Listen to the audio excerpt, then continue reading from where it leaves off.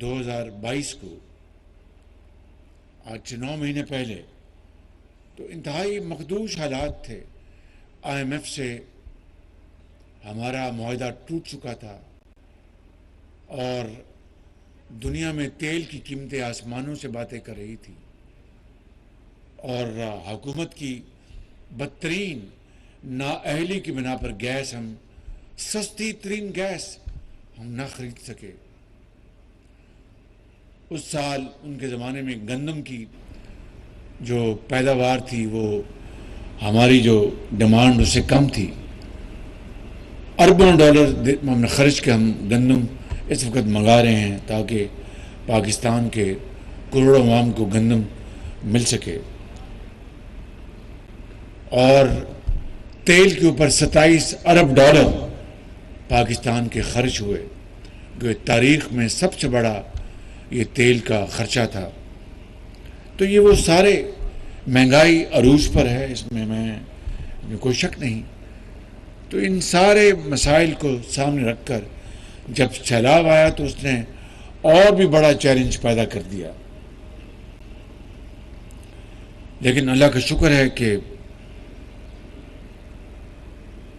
ہم نے اللہ تعالیٰ کا نام لیا اور سب نے مل کر، مخلوط حکومت نے سیلاب زدگان کی جو بھی ہم حقیر خدمت کر سکتے تھے، وفاق صوبوں کے ساتھ مل کر، صوبائی حکومتوں نے، بلوچستان کی حکومت نے، سندھ کی حکومت نے، KP نے، پنجاب نے اپنے تائیں جو خرچ کیے وہ ان کا فرض بھی تھا، اور انہوں نے ان کی بہت اچھی کاوش بھی تھی۔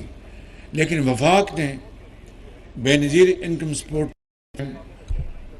کے ساتھ جو NDMA نے جو رقوم خرچ کی وہ 100 ارب روپے سے تجاوز کر گئے۔ 100 ارب روپیہ یہ وفاق نے خرچ کیا، لیکن ابھی کئی 100 ارب اور چاہیے۔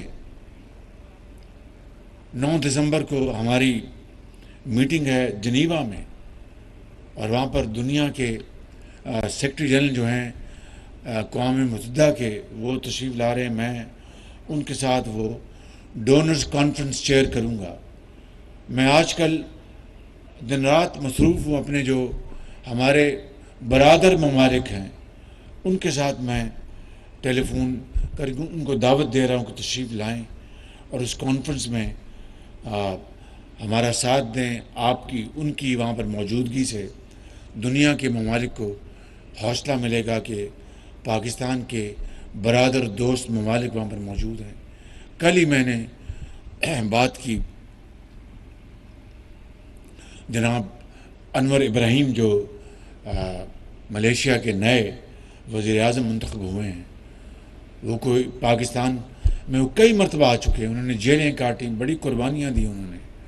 ان سے میری گفتگو ہوئی تو ایسا لگا کہ ایک خاندان کا فرد بات کر رہا ہے، انتہائی محبت سے اور انتہائی برادرانہ انداز میں انہوں نے بات کی۔ ان کا کہ شہباز شریف صاحب، پاکستان میرا دوسرا گھر ہے، اور میں پاکستان کئی مرتبہ آیا ہوں۔ پھر مجھ سے انہوں نے کچھ اردو میں بات کی، اور مجھے بڑی شرم آئی کہ مجھے ملیشین زبان کا مجھے ادراک نہیں ہے، تو مجھے بہت خوشی کہ انہوں نے اردو میں بات کی، اور بہت یعنی ایک پرتپاک طریقے سے انہوں نے مجھے بتایا کہ ہم پاکستان ہمارا برادر ملک ہے، ہم ہر طرح پاکستان اور ملیشیا کے درمیان تجارت بڑھائیں گے، سرمایہ کاری بڑھائیں گے، اور ہم انشاءاللہ، انہوں نے کہا کہ میں وفد بھجواؤں گا وہاں پر جنیوا میں، خود وہ انہوں نے کہا کہ میں زوم کے ذریعے میں انشاءاللہ شرکت کروں گا، زوم کے ذریعے۔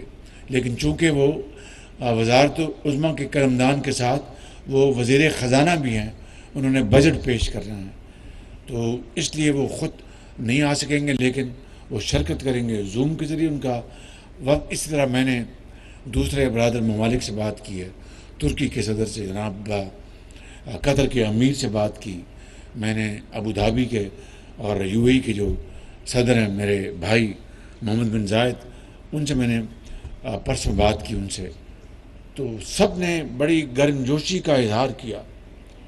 لیکن میرے بزرگوں، بھائی اور بہنوں، پاکستان کو پاؤں پہ کھڑا کرنے کے لیے خود ہمیں پہلے ہمت کرنی ہوگی اور قربانی اور احسار کے جذبے سے آگے بڑھنا ہوگا۔ آج یہ جو ماڈل اسکول بنا ہے، مجھے دیکھ کر بے حد خوشی ہوئی کہ جناب قدوس بنجو صاحب نے اس میں بھرپور دلچسپی لی۔ ایکٹنگ گورنر صاحب یہاں پر موجود ہیں، جمالی صاحب، اور چیف سیکرٹری عبدالعزیز صاحب، اور سیکرٹری ایجوکیشن رؤف بلوچ صاحب، اور بشیر احمد جو کمشنر ہیں، اور درجہ بدرجہ تمام دوسرے افسران نے، ڈپٹی کمشنر نے، کانٹریکٹرز نے، یہاں پر سیکیورٹی ایجنسیز نے، سب کی اس میں بھرپور کاوش ہے۔ اور آج مجھے دیکھ کر انتہائی خوشی ہوئی ہے۔ جب میں آتا تھا سیلاب کے دنوں میں تو یہ ڈوبا ہوا تھا، یہ بالکل یہ ڈوبا ہوا اسکول تھا، اور اس کی عمارتیں، کمرے سب گر چکے تھے۔ میں نے ابھی وہ تصویریں دیکھی اور آج یہ خوبصورت تصویر دیکھی ہے تو دل یقین کریں باغ ہو گیا۔ آج یہاں پر بچوں کو میں ملا ہوں، اور ان کی کھیل میں ان کی جو کمپٹیشن وہ بھی میں نے دیکھے۔ پھر جو کلاس رومز ہیں وہاں پر گیا، وہاں پر باقاعدہ پیسیز ہیں، ان کو انشاءاللہ ان کے ذریعے تعلیم ملے گی، یعنی بڑے لیپ ٹاپ سمجھ لیجئے، اور پھر اسمارٹ بورڈز ہیں، اور یہ تمام چیزیں میں دیکھ کر مجھے دانش اسکول جو پنجاب میں نے بنائے تھے وہ مجھے یاد آ گئے۔ اور وہاں پر دانش اسکول میں ہمیشہ کہا کرتا ہوں، تھوڑا وقت لوں گا تاکہ میں وہ فلسفہ جو میرے ذہن میں ہے وہ تصویر میں سمجھا سکوں آپ کو۔ جب میں نے دانش اسکول کا میں نے منصوبہ بنایا تھا تو میں یہ کہا کرتا تھا، اور جو امراء ہیں جن کے بچے اور مجھ سمیت اعلیٰ تعلیم حاصل کرتے ہیں پاکستان میں یا یورپ یا جنوبی فرانس میں یا امریکہ میں، ان کو کیا لگے کہ یہ صوبت پور کے بچے اور بچیاں یا بلوچستان کے دور دراز علاقوں میں یا سردار صاحب کے علاقوں میں جو غریب بچے اور بچیاں ہیں، نوتزئی صاحب کے، جمالی صاحب کے، اور مولانا واسع صاحب کے علاقوں میں، یعنی میں کسی خاص کی بات نہیں کر رہا، کروڑوں بچے اس ملک میں، اس صوبے میں، پنجاب میں، اپنا سندھ میں اور کے پی میں، جو کہ جن کو عام تعلیم بھی مہیا نہیں ہے، اور وہ ایسے اسکولوں میں جاتے ہیں جہاں پر نہ قلم ہے، نہ کاغذ ہے، نہ بیت الخلاء ہے، نہ مناسب کلاس روم ہے۔ اور ان بچوں کو اگر ہم نے مین سٹریم جو تعلیمی درسگاہوں میں شامل نہ کیا تو پاکستان کا خواب کبھی شرمندہ تعبیر نہیں ہوگا۔ بات کو مختصر کرتے ہوئے یہ کہنا چاہتا ہوں کہ دانش اسکول میں نے پھر پنجاب کے دور دراز جہاں پر ٹیلے ہیں، جہاں پر صحرا ہے، جہاں پر غربت ہے، ان علاقوں میں نے چنا، اور میں نے کہا یہ تھا کہ یہ ایچسن کالج کے ہم پلہ ہوں گے۔ جمالی صاحب بھی وہاں پر گئے ہیں، میں بھی ایک کیتھیڈرل میں پڑھا ہوں، میرے بڑے بھائی نواز شریف سر نائنٹین میں پڑھے ہیں، تو میں نے کہا تھا کہ یہ وہ اسکول ایچسن کالج کے جو سلاخوں والے بڑے بڑے جو گیٹس ہیں وہ غریبوں اور یتیموں کے لیے بند ہیں، وہ صرف پاکستان کے امراء کے لیے ہیں، ان کے بچوں کے لیے ہیں۔ وہاں پر غریب کا بچہ سوچ بھی نہیں سکتا۔ میں نے کہا کہ یہ دانش اسکول میں بنا رہا ہوں انشاءاللہ، 2008 میں نے شروع کیا تھا، جہاں پر غریبوں کے بچے جائیں گے اور وہ گیٹس کھلے ہوں گے، اور ان کو وہاں پر اساتذہ ان کو دونوں ہاتھوں سے خوش آمدید کہیں گے، چاہے وہ یتیم ہیں چاہے وہ غریب ہیں۔ تو جب دانش اسکول بننے شروع ہو گئے تو ایک دن میں رحیم یار خان کے دانش اسکول میں گیا، وہاں پر میں نے جب بچوں کو ملا تو یہ قصہ میں آپ کو سنانا چاہتا ہوں۔ مولانا وانی صاحب آپ کی خدمت میں اور چیئرمین این ڈی میں آپ کی خدمت میں سنانا چاہتا ہوں، گورنر صاحب آپ کی خدمت میں۔ بچی کا نام تھا عائشہ. تو میں نے کہا بیٹی آپ کہ والدہ کیا کرتی ہیں؟ ان کا کہ وہ تو انکل شہباز کئی سال ہو گئے ان کا انتقال ہو گیا. میں نے کہا اچھا. تو میں نے کہا آپ کتنے بہن بھائی ہیں؟ اس نے کہا ہم 4 بہن بھائی ہیں. تو میں نے کہا کب انتقال ہوا؟ کہ میں بہت چھوٹی تھی. تو اس کے بعد میرے چچا نے ہمیں اسکول میں داخل کروایا مجھے. تو ایک دن میری جو ٹیچر تھی وہ دوڑی ہوئی میرے پاس آئی کہ اور کہا کہ فوراً عائشہ آؤ تمہیں ہسپتال لے کے جانا ہے. میں نے کہا خیر تو ہے؟ ان کہا ہاں چلو میرے ساتھ. کہ انکل میں ہسپتال پہنچی. میرے والد روڈ ایکسیڈنٹ میں زخمی ہوئے. میرے جانے سے پہلے وہ بھی اللہ کو پیارے ہو گئے. تو ہم 4 بہن بھائی یتیم ہو گئے. کوئی ہمارا پرسان حال نہیں تھا. وہ بات لمبی ہے مختصر کرنا چاہتا ہوں. اس نے کہا کہ انکل یہ اسکول جو دانش ہے اب میرے والد کی بھی شفقت یہاں ملتی ہے اور والدہ کی بھی شفقت یہاں ملتی ہے. یہاں پر ڈومیٹریز ہیں اور ہم جب اپنا کلاسیں شاندار ہیں, بہترین اساتذہ ہیں. جب ہم چھٹی کر کے جاتے ہیں تو کھیل کود کے میدان ہیں اور باقاعدہ سیکورٹی ہے. بچوں کا اسکول علیحدہ اور بچوں کا علیحدہ ہے. جو سویلائز سوسائٹیز ہیں وہ ضرور اپنا ہاتھ بٹائیں گے. ہم بھی اس میں بھرپور اور حصہ ڈالیں گے کیونکہ ابھی گھروں کی کمپنسیشن دینی ہے. اور جب بات مجھے ذہن میں آتی ہے تو رات کو نیند نہیں آتی کہ یعنی تقریباً 10 لاکھ گھر جو ہیں وہ پانی میں بہہ چکے ہیں اور ان کو ہم نے کمپنسیشن دینی. انشاءاللہ دیں گے لیکن کس طرح اللہ تعالیٰ انشاءاللہ اس کا ضرور اس کا سبب بنائے گا. آپ فکر نہ کریں. میں اور میری حکومت کا زعماء اور افسران انشاءاللہ تب تک چین سے نہیں بیٹھیں گے جب تک یہ ہم فرض مکمل نہیں کر لیتے. کب ہوگا کس طرح ہوگا اللہ سے دعا کریں لیکن ہم ایک گھڑی ضائع نہیں کریں گے اور انشاءاللہ کوئی لمحہ ضائع نہیں کریں گے. آخر میں یہاں پر چیف سیکرٹری صاحب کو یہاں پر دعوت دینا چاہتا ہوں. میں یہاں پر سیکرٹری ایجوکیشن کا دعوت دینا چاہتا ہوں اور کمشنر صاحب کو یہاں پر دعوت دینا چاہتا ہوں تشریف لائیں. اور جناب خالد مکشی صاحب بھی آپ بھی تشریف لائیں. یہاں پر تشریف لائیں آپ مہربانی. گورنر صاحب آپ بھی آئیے ذرا. آپ بھی آ جائیں تشریف لائیں یہاں پر. اور یہاں پر ایف سی کے کون ہیں یہاں پہ؟ گورنر صاحب آپ تشریف لائیے. سر دانش اسکول کے لیے میں اپنی زمین ڈونیٹ کروں گا. خالد میں ابھی اعلان کروں. آپ خود اعلان کریں. آئیے.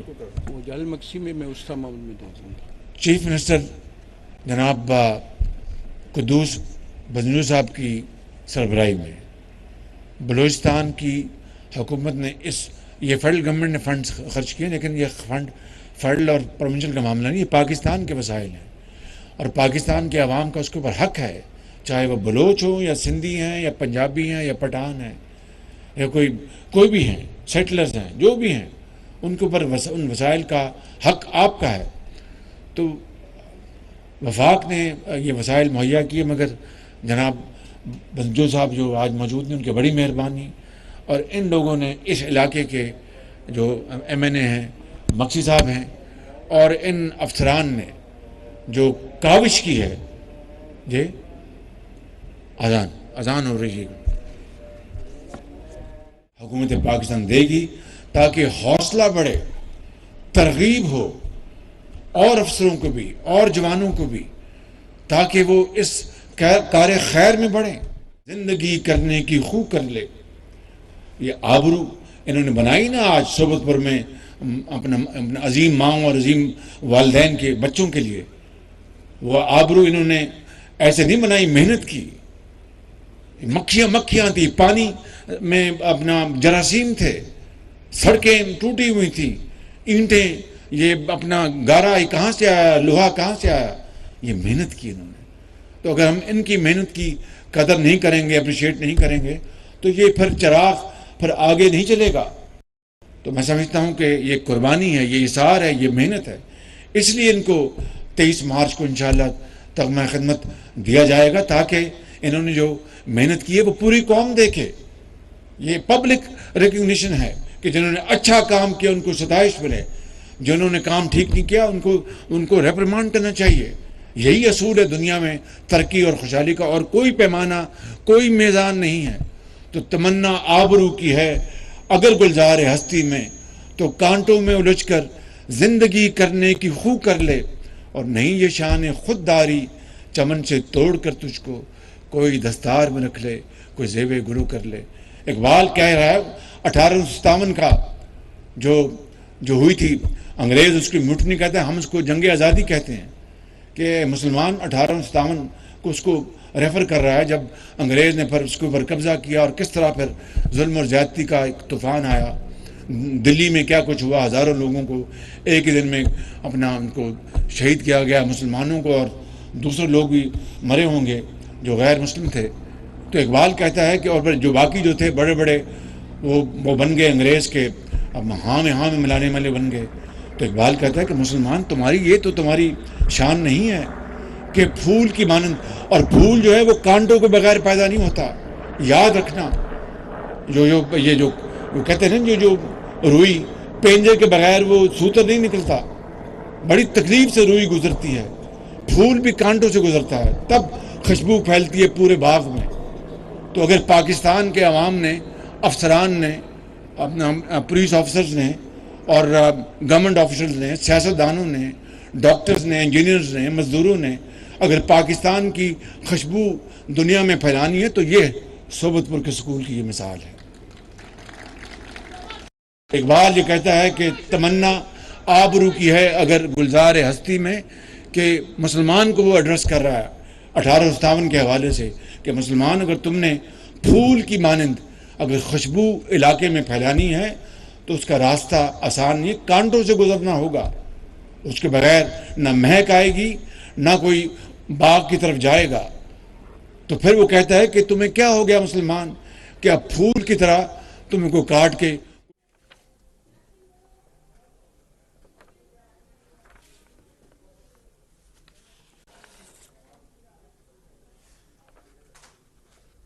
جو ہے وہ ٹوٹل نیڈ ہے سر, جو کہ پی ڈی این اے نے اسٹیبلش کی ہے سر. اس میں سے سر ابھی تک ہمارے پاس جو کمٹمنٹس آئی ہیں نا, ورلڈ بینک کی 100 ملین ہے, دوسری ورلڈ بینک کی 300 ملین ہے ہاؤسز کی, اور ایشین ڈیولپمنٹ بینک نے سر 60+5 جائکا کی گرانٹ ہے. یہ 465 ہے. اس پہ تیزی سے کام اپروولز ہو گئی ہیں سر. باقی گیپ ہے جو کہ ہم انشاءاللہ جنیوا میں کریں گے سر. اس میں سر میں آپ کو تھوڑا آپ کی خدمت میں پیش کرنا چاہ رہا ہوں کہ Balochistan became the leading province, جو ہم نے ویٹ سیڈز فارمرز کو فری ڈسٹریبیوٹ کی ہے, اور 10 ایکڑ سے کم جتنے بھی کاشتکار تھے ان سب کو فری سیڈ دیا ہے سر. اس کے علاوہ الحمدللہ پوری ٹیم کی محنت کی وجہ سے ملیریا, کالرا کی آؤٹ بریک کو سر چیک کیا گیا اس پورے پروونس میں. اس کے علاوہ سر ایمرجنسی میڈیسنز دی گئیں. کیسکو کا آپ کا اناؤنسمنٹ تھا کہ بجلی کے بل جو ہیں وہ معاف کیے جائیں, وہ اناؤنس کر دیا تھا, انہوں نے امپلیمنٹ بھی کر دیا. سی او کیسکو سر موجود ہیں یہاں پہ. اس کے علاوہ لائیو سٹاک کو سر ادھر فیڈ نہیں تھا, جب آپ آئے تھے لاسٹ ٹائم پانی پہ یہ سڑکوں پہ کھڑے تھے, ان کو فیڈ پروونشل گورنمنٹ نے دیا. کینالز اور جو ڈرینز تھی ان کے بریچز اور کٹس بھی جو ہے سر. یہ جسٹ ہم آپ کے تھینک یو ویری مچ. وزیراعظم محمد شہباز شریف ایک روزہ دورے پر بلوچستان کے ضلع صحبت پور میں موجود ہیں. وزیراعظم کو سیلاب متاثرین کی بحالی اور تباہ شدہ انفراسٹرکچر کی تعمیر نو کے لیے جاری کاوشوں پر بریفنگ دی گئی ہے.